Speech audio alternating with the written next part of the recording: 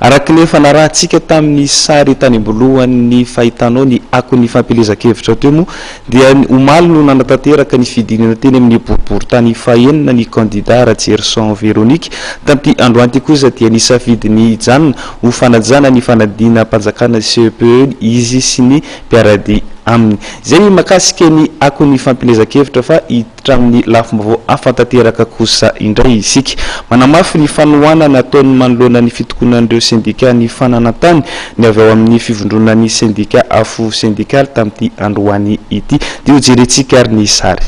teo tamin'ny fagnambaran'ny mpiasan'ny domaine fa hoe mikenikenina fampidirana mpiasa hafa contractuel ny fanjakana hasolo zay manao grève raha mbola nanao fankatoavana ny outil OIT koa i Madagasikara tsy azo ekena izany fa manohitohina tanteraka ny atao hoe liberté syndicale tsy ekena ary efa nazahoan'ny fa gouvernemanta malagasy demande d'explication tamin'ny OIT izany famoretana ny mpanao grève zany